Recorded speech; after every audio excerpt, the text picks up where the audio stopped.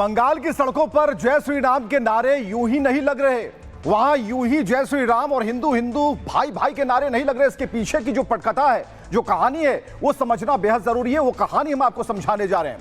हुआ क्या ये समझिए। पश्चिम बंगाल एक बार फिर भीषण हिंसा और आग की चपेट में है और पश्चिम बंगाल में मुर्शिदाबाद के मजदूर की मौत के बाद भीड़ जो थी वो हिंसक हो गई। हिंसा की शुरुआत अनिसुर शेख की झारखंड में मौत के बाद हुई, यानी कि मौत के विरोध में प्रदर्शन के बहाने बेलडांगा को जलाने की साजिश रची गई।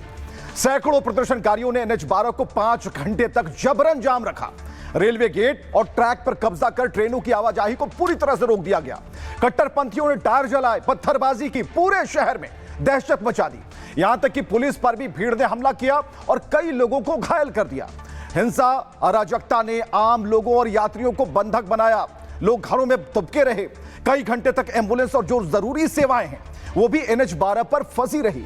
मुर्शिदाबाद में बाबरी की नींव पड़ने के बाद यह पहली हिंसा, बड़ी हिंसा थी। जिस तरह से प्रदर्शन के बहाने अराजकता की साजिश रची गई, वही सवाल पैदा होते हैं, क्योंकि अगर मकसद प्रदर्शन करना होता तो हिंसा और अगजरी क्यों की गई। प्रदर्शनकारियों का दावा है कि प्रवासी मजदूरों की सुरक्षा में सरकार नाकाम हो गई, सरेंडर हो गई। लेकिन सवाल उठता है, क्या सड़क और रेल रोकना न्याय का तरीका है? हैरत की बात तो यह है कि सीएम ममता ने इसे बीजेपी की साजिश करार दे दिया। ममता ने कहा, ये लोग यानी कि प्रदर्शनकारी शुक्रवार को जुमा पढ़ने आए थे। अगर लोग जुमा पढ़ने आए थे तो फिर हिंसा का पाठ कहां से पढ़ लिया? ममता सरकार के बाबरी ब्रिगेड को लेकर इसी रवैये पर सवाल खड़े होते हैं। नतीजा ये कि बंगाल बार बार हिंसक प्रोटेस्ट की प्रयोगशाला बनता जा रहा है और बंगाल की सड़कों पर सिर्फ आग ही आग नजर आती है। लेकिन बीजेपी ने इसका जवाब दिया। ममता बनर्जी ने जो टिप्पणी की उस पर संबित पात्रा ने माकूल जवाब दिया है। सुनिए। अंग्रेज तुष्टीकरण करना चाहते थे और बंगाल को तोड़ना चाहते थे दो भागों में, और आज तुष्टीकरण के नींव पर ममता बनर्जी की चेष्टा है कि बंगाल को अलग थलग कर दिया जाए। आज कभी कभी तो ऐसा लगता है कि is Bengal a different part of India. अभी मुर्शिदाबाद में वायलेंस चल रहा है, NH-12 को रोक दिया गया है, सारी रेल सर्विस ठप पड़ी हुई है। याद रखिए, यह चेतावनी है भारतवर्ष का। भारत को खंडित करके, बंगाल को खंडित करके आप कभी विजयी नहीं हो पाएंगी। और मैं बंगाल से भी कहना चाहता हूं, अगर चैन से सोना है तो जाग जाओ। हिंदुस्तान को एक रखना होगा तो हमें एक होना होगा। एक हैं तो सेफ हैं। लेकिन सबसे बड़ा सवाल है और हास्यास्पद भी कि ममता बनर्जी आखिर क्या कह रही हैं। बंगाल में ममता दीदी उस हिंसक वारदात को भी एक नया आयाम दे रही हैं। वो कह रही हैं कि प्रदर्शन करने वाले जो हैं वो बीजेपी से प्रेरित हैं। ये हंसने योग्य बात है, हास्यास्पद है। सुनिए आप कि आखिर ममता बनर्जी क्या कह रही हैं। দেখুন, বেলডাঙে আপনারা জানেন কাদের কাদের প্ররোচনা আছে। আমি আর নতুন করে বলতে চাই না। ফ্রাইডে জুম্মাবার পবিত্রবার, যেমন শিবেরও বার, মা দুর্গারও বার, সন্তোষী মাতারও বার, তেমনি ফ্রাইডে জুম্মার নামাজ হয়। এখন যখন দুর্গাপুজো দেখতে এসছে কোটি কোটি লোক, সেখানে আপনি যদি একটা মাইক লাগিয়ে দেন তাহলে সবাই শুনবে। তো ফ্রাইডে জুম্মাবার এমনি সংখ্যালঘুদের কাছে একটা সেন্টিমেন্ট আছে। এরা ইচ্ছা করে বাংলায় দাঙ্গা লাগানোর চেষ্টা করছে। বিজেপির প্ল্যান এটা। নিজেরা ভোটে পারবে না তাই ভোট পাকাচ্ছে, ঝুঁক। আমি সংখ্যালঘুদের এটাই বলবো, পরিযায়ী শ্রমিকদের উপর যে অত্যাচার হচ্ছে আমরা অলরেডি টেক আপ করেছি এবং আমরা কেসও করেছি, আমরা পরিবারগুলোকে সাহায্য করছি। तो बंगाल ममता बनर्जी का, पुलिस ममता बनर्जी का, प्रशासन भी ममता बनर्जी। लेकिन सबसे बड़ा सवाल कि आखिर यह दोषारोपण बीजेपी पर क्यों हो रहा है। ये तस्वीरें दिखा रही हैं और ये तस्वीरें बता रही हैं कि किस तरीके से बंगाल में उपद्रव हो रहा है। लेकिन ये होता क्यों है? क्योंकि बंगाल में जिस व्यक्ति की मौत दिखाई जाती है, असल में इसके पीछे एक साजिश होती है।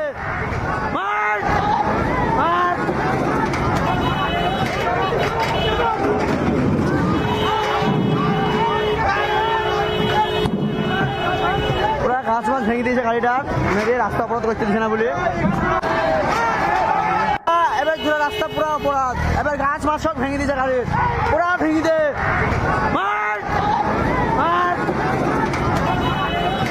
मुर्शिदाबाद से ये प्रदर्शन की तस्वीरें आई, लेकिन कहानी कुछ और है। जिस व्यक्ति की मौत झारखंड में होती है, बंगाल में लेकर उसे प्रदर्शन होते हैं। सवाल इस बात को लेकर है कि जब इस व्यक्ति की मौत झारखंड में हो गई तो फिर बंगाल को क्यों जलाया गया? क्या किसी साजिश का हिस्सा है या कोई रणनीतिक सोच है?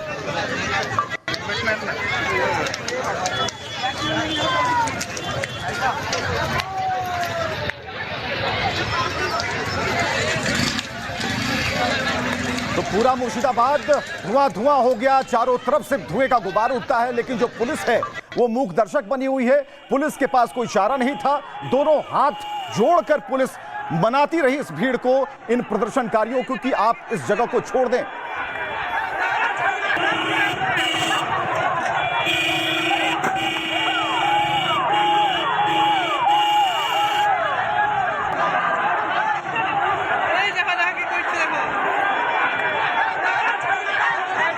तो दीदी का एक इशारा और इस भीड़ को, इस प्रदर्शन को जायज ठहरा दिया गया। सवाल इस बात को लेकर है कि मुर्शिदाबाद जल गया और बीजेपी पर आरोप लगाए जा रहे हैं क्योंकि बेकाबू कट्टरपंथी और उन पर उस भीड़ को नियंत्रित करने के लिए पुलिस की मौन साधना कहीं ना कहीं उस इशारे की तरफ इशारा कर रही थी।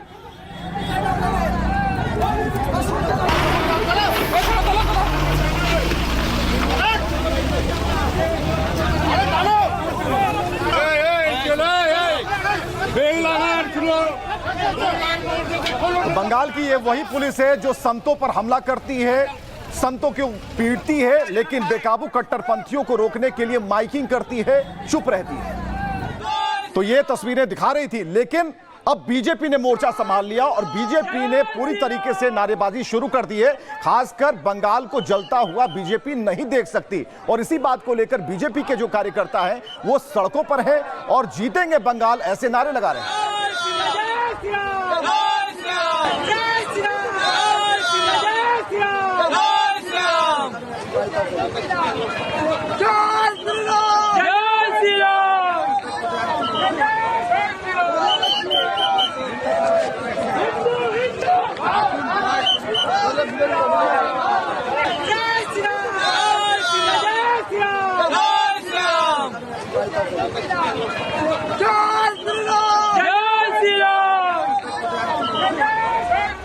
चुनावी साल है, लेकिन ममता दीदी चुनावी फायदे के लिए बंगाल को जलाने से पीछे नहीं हट रही।